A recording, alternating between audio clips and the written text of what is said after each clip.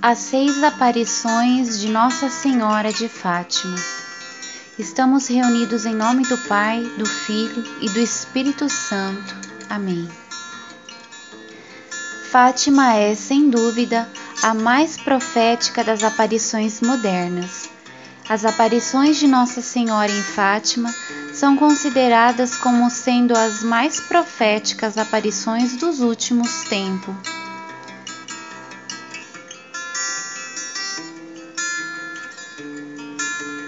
E tem demonstrado ser grande esperança do terceiro milênio. As profecias de Nossa Senhora de Fátima anunciaram grandes castigos, mas também grandes meios de salvação. É para destes candentes e atuais acontecimentos que voltaremos a nossa atenção. Deus faz preceder suas grandes intervenções na história por numerosos e variados sinais. Com frequência, serve-se ele de homens de virtude, insigne para transmitir aos povos suas advertências ou predizer acontecimentos futuros. Deste modo, procedeu o Padre Eterno em relação ao advento dos Messias, seu Filho unigênito. A magnitude de tal fato, em torno do qual gira a história dos homens, exigia uma longa e cuidadosa preparação. Assim foi ele prenunciado durante muitos séculos pelos profetas do Antigo Testamento, de tal forma que, por ocasião do nascimento de nosso Senhor Jesus Cristo, tudo estava maduro para a sua vinda ao mundo.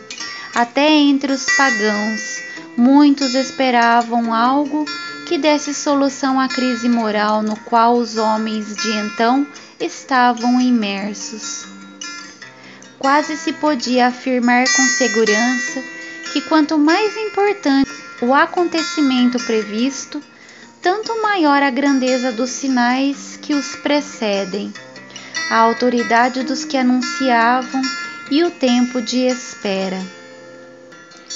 É fácil, à luz desta regra, avaliar a importância das previsões de Fátima, pois quem nolas anunciava não era um anjo, nem um grande santo, mas a própria Mãe de Deus. Já na época das aparições de Fátima, nos primeiros anos de nosso século, os acontecimentos mundiais faziam entrever o que seria a triste história contemporânea. De um lado, um progresso material quase ilimitado, a par de uma decadência de costumes como nunca antes se vira. De outro lado, guerras e convulsões sociais de proporções terríveis. A Primeira Guerra Mundial foi um exemplo desta realidade, largamente superada pela Segunda Guerra Mundial e por tudo quanto que lhe seguiu. Como mãe solícita e afetuosa, quais Maria Santíssima a evitar todos esses males a seus filhos. Por isso desceu do céu, a fim de alertar a humanidade para os riscos que corria, se continuasse nas vias tortuosas do pecado.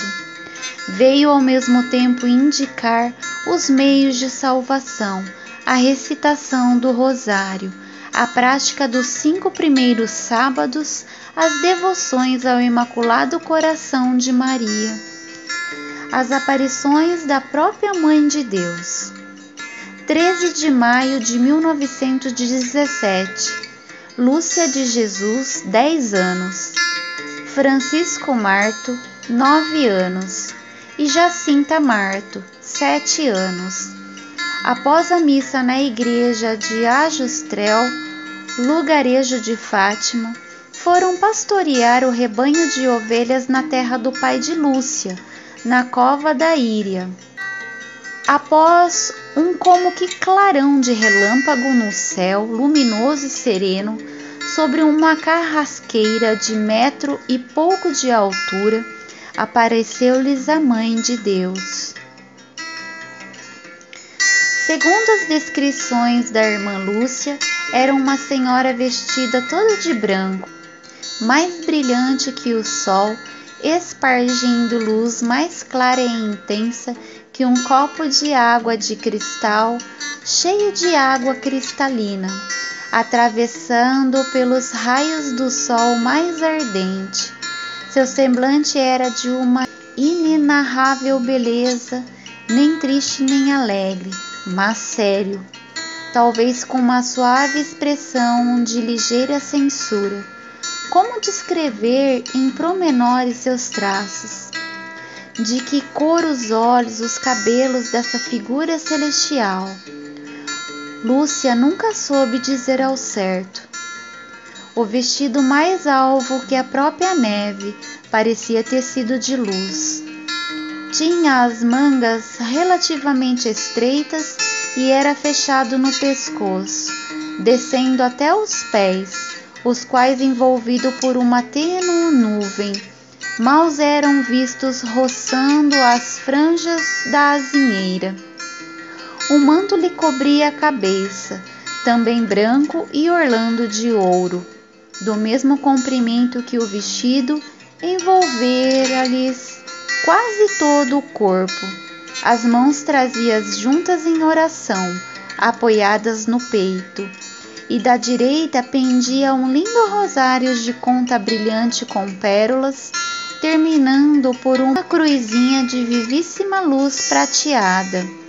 Como um único adereço, um fino colar de ouro-luz, pendente sobre o peito, e rematado quase à cintura por uma pequena esfera do mesmo metal. Nesta primeira aparição, Nossa Senhora pede aos 3 pastorinhos que venham 6 meses seguidos, no dia 13, à mesma hora, e diz que ainda viria uma 7ª vez. Quereis oferecer-vos a Deus para suportar todos os sofrimentos que Ele quiser, enviar-vos em ato de reparação pelos pecados com Ele é ofendido, e de súplica pela conversão dos pecadores. A resposta afirmava das crianças. Ela acrescentou: Ide, pois ter muito que sofrer. Mas a graça de Deus será o vosso conforto. Foi ao pronunciar essas últimas palavras, a graça de Deus, que abriu pela primeira vez as mãos, comunicando-nos uma luz tão intensa como que reflexo que delas expendia, que nos penetrava no peito e no mais íntimo da alma, fazendo-nos ver a nós mesmos em Deus, que era essa luz mais claramente do que nós vemos no melhor dos espelhos. Então, por um impulso íntimo, também comunicado, caímos de joelhos e repetimos intimamente: Ó Santíssima Trindade, eu vos adoro, meu Deus, eu vos amo no Santíssimo Sacramento. Passados os primeiros momentos, Nossa Senhora acrescentou: rezem o terço todos os dias para alcançarem paz para o mundo e o final da guerra. E Nossa Senhora se elevou seriamente, subindo em direção ao nascente, até desaparecer no céu. A celeste mensageira havia produzido nas crianças uma deliciosa impressão de paz e de alegria radiante, de leveza e liberdade. Parecia-lhes que poderiam voar como os pássaros. De tempos em tempos, o silêncio que tinham caído era cortado por esta jubilosa exclamação de Jacinta: Ai, que Nossa Senhora tão bonita! Que Nossa Senhora tão bonita! Nas aparições, a Virgem Santíssima falou apenas com a Lúcia. Jacinta só ouvia o que ela dizia e Francisco não a ouvia, mas apenas via.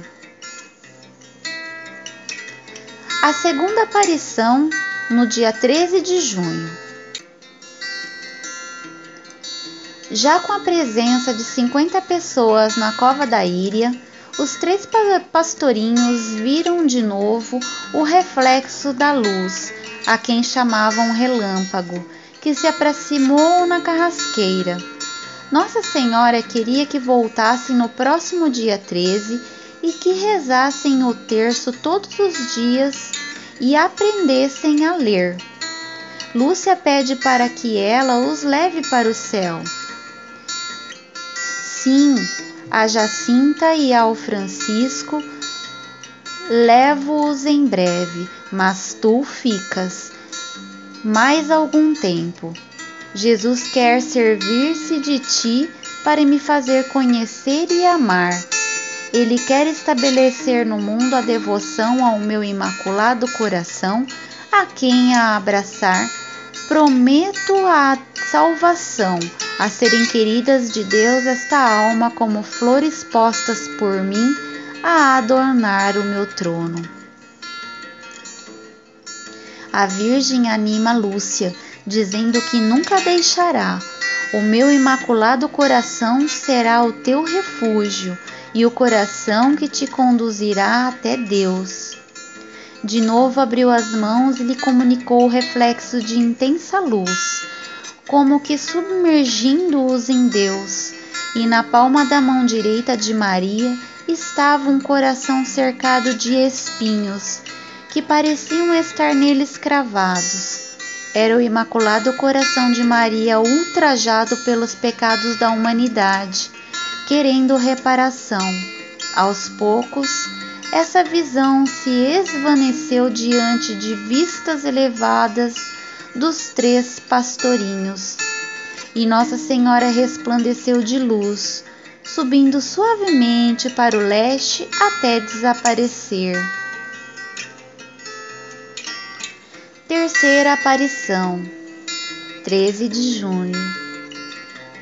Lúcia, até a tarde do dia anterior, estava envolvida a não comparecer à cova da Íria, mas, ao se aproximar a hora numa sexta-feira, subiu-se impelida por uma força estranha, a qual não lhe era fácil resistir.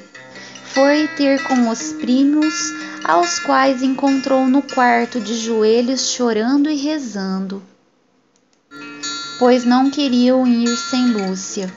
As 3 crianças então se puseram a caminho. Chegando ao local das aparições, surpreenderam-se com mais de 2.000 pessoas aguardando o extraordinário acontecimento. O pai de Francisco e Jacinta, Senhor Marto, narrou ter visto uma nuvenzinha acinzentada pairar sobre a azinheira, enquanto o sol se turvava e fresca aragem soprava. Quero que venham aqui no dia 13 do mês que vem, que continuem a rezar o terço todos os dias em honra de Nossa Senhora do Rosário, para obter a paz do mundo a fim da guerra, porque só ela lhe pode valer. E Lúcia revela que Nossa Senhora pediu para eles se sacrificarem pelos pecadores e dizerem muitas vezes, em especial sempre que fizerem algum sacrifício: ó Jesus, é por vosso amor, pela vossa conversão dos pecadores e em reparação pelos pecados cometidos contra o Imaculado Coração de Maria. Maria Santíssima revela então aos 3 pastorinhos a primeira parte do segredo de Fátima, a visão do inferno. A segunda parte do segredo, o anúncio do castigo e dos meios para evitá-lo. E a terceira parte do segredo permaneceu desconhecida até 26 de junho de 2000. Nesta data, foi ela divulgada por determinação do Papa João Paulo II. Nossa Senhora, então, elevou-se em direção ao nascente, até desaparecer no firmamento. O final da aparição, segundo o Sr. Marto, foi indicado por uma espécie de trovão. Quarta aparição, dia 15 de agosto. Às vésperas da data, os 3 pastorinhos foram sequestrados e mantidos por 3 dias sob vigilância pelo administrador de Ourém, que lhe desejava arrancar os segredos a eles confiados. Assim, não puderam comparecer à cova de Iria no dia 13 de agosto. Alguns dos presentes no local testemunharam ter ocorrido o trovão, um relâmpago e o surgimento da pequena nuvem leve, branca e bonita, pairando sobre a azinheira, e que depois subiu e desapareceu no céu. Libertos e estando em dia 15 de agosto a pastorear em Valinhos, Lúcia e Jacinto sentiram algo sobrenatural que os envolvia e mandaram que João, irmão de Jacinta, fosse chamá-la. Lúcia e Francisco viram o reflexo da luz como um relâmpago e, chegada a Jacinta, logo Nossa Senhora apareceu sobre a carrasqueira. Ela queria que viessem no próximo dia 13 e que rezassem o terço todos os dias. No último mês, farei o milagre para que todos acreditem, prometeu a Virgem. Mandou que fossem feitos 2 andores para a festa de Nossa Senhora do Rosário, com o dinheiro deixado pelo povo na cova da Íria. O restante seria usado para ajudar na capela que mandariam fazer, e tornando um aspecto mais triste, acrescentou: rezai muito e fazer sacrifícios pelos pecadores, que vão muitas almas para o inferno, por não haver quem se sacrifique e peça por elas. E Nossa Senhora se retira em direção ao nascente, como das outras vezes. Durante longos minutos, os pastorinhos permaneceram em estado de êxtase. Sentiam-se invadidos por uma grande alegria, inigualável após tantos sofrimentos e temores. Quinta aparição, dia 13 de setembro. Nesse dia, entre 15 e 20 mil pessoas, e talvez mais, acorreram à cova da Iria. Todos queriam ver e falar e fazer pedidos às crianças, para que apresentassem à Virgem. Junto à carrasqueira, começaram a rezar o terço com o povo, até que num reflexo de luz, Nossa Senhora apareceu sobre a azinheira.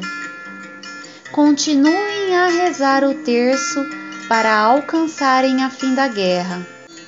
Em outubro, virá também Nosso Senhor, Nossa Senhora das Dores e a do Carmo, São José com o menino Jesus, para abençoarem o mundo. Deus está contente com os vossos sacrifícios, mas não quer que durmais com a corda.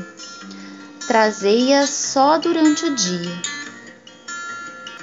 Segundo os testemunhos de alguns espectadores, por ocasião desta visita de Nossa Senhora, como das outras vezes, ocorreram diversos fenômenos atmosféricos. Observaram a distância aparente de 1 metro do Sol, um globo luminoso que em breve começou a descer em direção ao poente, e da linha do horizonte voltou a subir de novo em direção ao Sol. Além disso, a atmosfera tomou uma cor amarelada, verificando-se numa diminuição da luz solar, tão grande que permitia ver a luz e as estrelas, numa nuvenzinha branca, visível até o extremo da cova, envolvendo a azinheira, com ela e os videntes. No céu choviam como que pétalas de rosas ou flocos de neve, que se desfaziam um pouco acima das cabeças dos peregrinos, sem deixar-se tocar ou colher por ninguém. Ainda que breve, a aparição de Nossa Senhora deixou os pequenos videntes felicíssimos, consolados e fortalecidos em sua fé. Francisco, de modo especial, sentia-se transportado de alegria com as perspectivas de ver, dali a um mês, Nosso Senhor Jesus Cristo, conforme lhe prometera a Rainha dos céus e da terra.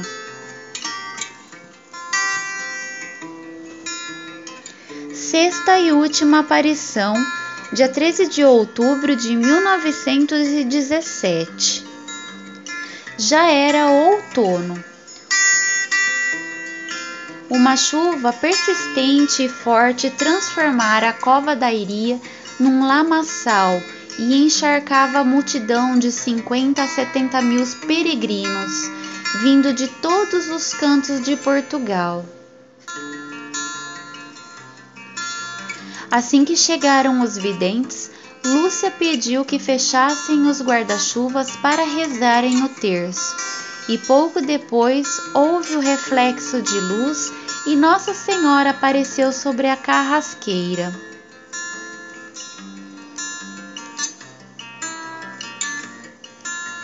Quero dizer-te que façam aqui uma capela em minha honra, que sou a Senhora do Rosário, que continuem sempre a rezar o terço todos os dias. A guerra vai acabar e os militares voltarão em breve para suas casas.